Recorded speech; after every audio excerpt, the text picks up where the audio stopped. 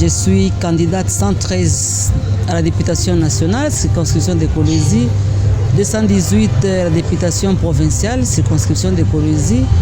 Et je suis membre du parti politique ACO. Mais j'ai beaucoup œuvré à la société civile et en tant que membre cadre de la société civile, on a été animé par des sentiments de pouvoir accompagner la communauté et c'est des sentiments-là qui ont fait ce que je puisse pouvoir postuler.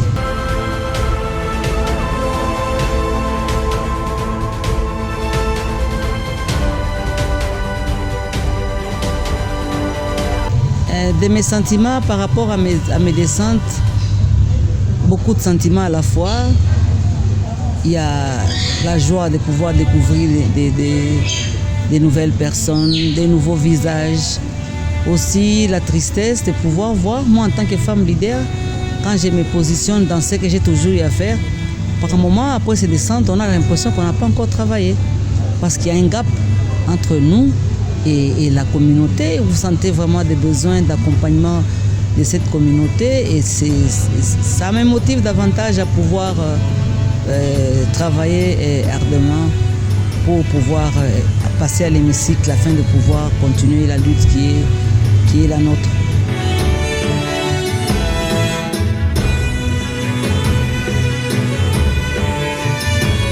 Je crois que d'abord, ce qui me pousse à pouvoir aller à l'hémicycle, j'ai eu à les dire dans toutes les bases où je suis passé, de manière simplifiée en tant que projet de société, conformément à la vision de mon parti, spécialement sur le plan économique. Moi, je voudrais me lancer plus sur le plan économique et la problématique pour laquelle moi je voudrais aller au Parlement, ça allait traiter spécifiquement d'un seul problème.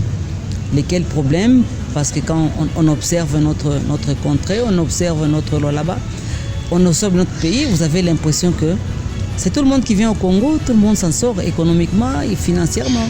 Mais quand on voit comment les Congolais sont en train de se dérouler, d'abord à vue d'œil, on ne maîtrise pas notre système économique. Et dans toute la grande masse, c'est à peine qu'on parle d'argent chez nous, pour nous. Donc pour moi, aller au Parlement, c'est aller débattre d'une seule problématique spécifiquement, comment créer l'argent pour les communautés. Donc moi, je n'aurai pas deux choses. Partout, on va parler de l'argent pour le Congo. C'est ça, c'est ce qui sera mon cheval de bataille.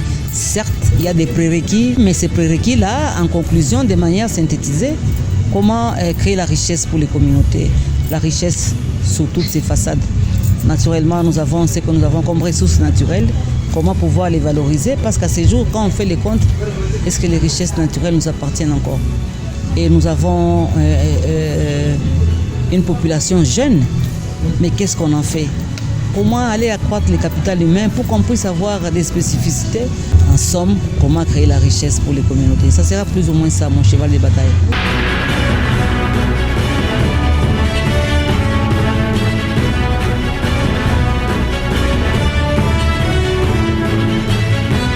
Pourquoi voter Madame Agnès? Je crois que, du point de vue de ce que je suis, certes, ce n'est pas tout le monde qui me connaît, mais quand même par rapport à ce que je vois, d'abord, j'ai beaucoup d'énergie pour faire. La tête est bien fournie pour pouvoir travailler.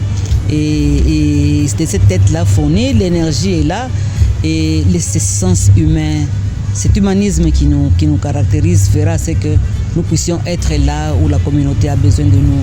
Que la communauté puisse nous faire confiance parce que ce n'est pas la première fois qu'on puisse parler au compte de la population. On m'appelle toujours député sans mandat parce que j'ai toujours fait ce travail d'aller faire les plaidoyers. J'ai fait beaucoup de plaidoyers pour la communauté, mais aujourd'hui, là, pourquoi continuer à pouvoir faire les plaidoyers? On quitte les plaidoyers pour aller agir. Donc la population devra faire confiance à cette dame, numéro 113, députation nationale, numéro 218, députation provinciale, parce que j'ai une vision claire, simple, et à chaque fois, moi j'aime dire, on a élaboré beaucoup de plaidoyers, mais par moment, entre les besoins et les problèmes, et les plaidoyers élaborés, et l'exécution de ces plaidoyers, il y a cet écart, et moi, en tant que candidate, j'aimerais être là pour aller agir. quitter ce stade-là, de pouvoir être là. Est-ce qu'il y a moyen de pouvoir accompagner? Allez agir.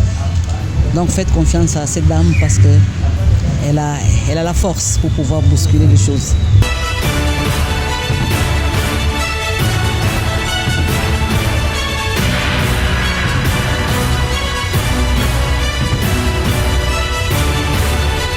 Je crois que c'est un travail qu'on a fait. Quand vous voyez les positionnements de mes suppléants, ce sont les gens avec qui on a toujours travaillé, les gens avec qui on a toujours été au front sur plusieurs plans. Nous sommes l'émanation du secteur artisanal. Et dans le secteur artisanal, il y a autant de problèmes et à aucun moment on a vu un député parler de nous. Alors, moi, comme suppléant, il y a le président Banzalamine, qui est un acteur artisanal. Il y a Mme Alphonsine, avec qui nous avons toujours travaillé. Et nous avons toujours travaillé tant pour là-bas, au niveau national qu'au niveau international. Nous avons toujours représenté la communauté lolabès. Donc, pour nous, ça nous est égal d'être à Kolwezi, d'être au provincial ou au national. Et on a toujours travaillé comme ça. Donc, que la communauté nous fasse confiance. L'hémicycle est passé. C'est à peine qu'on a parlé du secteur artisanal. Aujourd'hui, quand je vois les gens aller vers les créateurs pour aller chercher les voix, moi je me dis waouh, quand ça crépitait des balles, on n'en voyait pas. On ne sentait même pas quelqu'un s'intéresser à nous. Aujourd'hui, pour besoin d'électorat, vous voyez tout le monde parler de ce secteur. C'est un peu injuste. Certes, il y a des nouvelles personnes qui se sont positionnées comme candidats. Mais quand on fait la somme, eux-mêmes savent avec qui ils vivent, qui est venu au chevet de ces secteurs. Donc ce n'est pas pour pouvoir discréditer les autres, mais je crois que le secteur artisanal aujourd'hui sait avec qui il a toujours vécu et comment ils doivent pouvoir se comporter. Moi je me refuse à ce que, si ça ne dépendait que de moi, Agnès, je devais positionner dans cet hémicycle, on devait pouvoir avoir plus de la moitié, si pas plus. Parce que le secteur artisanal, il y a les nombres. Le secteur artisanal, il y a l'argent avec tout ce que nous avons comme flux financier. Donc normalement, en tant qu'actrice du secteur artisanal, en tant que négociante, on devait normalement, c'est nous qui devons pouvoir impulser la politique de cette province parce que les mines, ça fait tourner l'économie de la province. Mais néanmoins, les gens n'ont pas compris de sitôt quelles étaient les dispositions que nous devons prendre pour pouvoir impulser, faire vivre cette communauté qui du reste tourne autour des mines. Quand je vois chez ACO, il y a beaucoup de jeunes. Vous voyez les premiers ministres, les jeunes, tout ce que vous avez comme actif là-bas, il y a beaucoup plus de jeunes, c'est facile de pouvoir se comprendre pourquoi postuler à l'Union Sacrée. Je crois que c'est une question de choix. Et ce choix-là est motivé par ma capacité relationnelle avec les dirigeants. D'abord, ça c'est du point de vue personnel. Deuxième, du point de vue de la communauté, pourquoi Union Sacrée? Il y a quand même des avancées.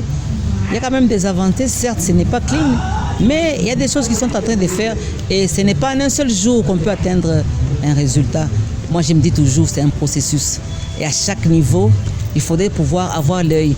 Quand l'Union Sacrée a commencé, en termes d'indices pour pouvoir, des performances, pour pouvoir évaluer aujourd'hui, je crois qu'il y a quand même des avancées. Et c'est quelles avancées? Il faudrait pouvoir poursuivre et pouvoir recadrer les choses pour que nous puissions courir.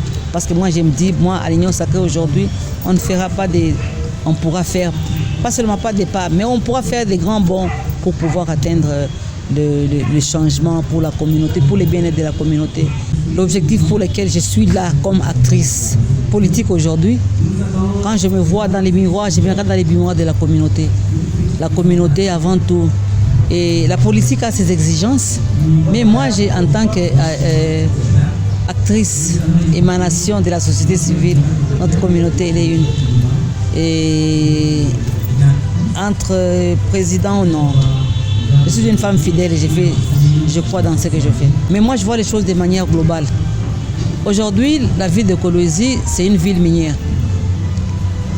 Mais s'il faudrait que tout le monde soit employé dans les grandes entreprises, est-ce que cette communauté, tous, pourrons-nous être engagés dans des grandes entreprises? Moi, j'ai dit d'emblée que c'est non. C'est impossible que les grandes entreprises puissent pouvoir résorber tout le monde en termes de chômage, que tout le monde puisse passer dans les grandes entreprises.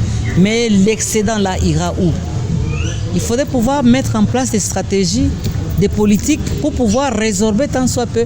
Nous avons des opportunités inouïes. Donc ces gens-là, les trop pleins, les gens qui ne seront pas pris dans les grandes entreprises, où est-ce qu'ils iront? Donc moi, mes propositions de loi, les stratégies à pouvoir impulser le gouvernement seront plus canalisées vers... quand on parle chômage ou emploi, c'est encore trop peu. Moi, j'ai dit comment créer la richesse. Donc on peut pouvoir créer la richesse de plusieurs façons. Donc pour moi, les premiers édits seront tournés vers là. Ayant accompagné plusieurs années les communautés, il y a des soucis, même quand on envoie les gens aller faire l'agriculture. Il n'y a pas de politique pour la commercialisation des produits des locaux. Il n'y a pas d'emballage pour les locaux. Il y a beaucoup d'insuffisances et tout ça là pour moi, c'est ce qui fait. Moi, je vais au Parlement pour pouvoir parler de la richesse sous toutes ses formes.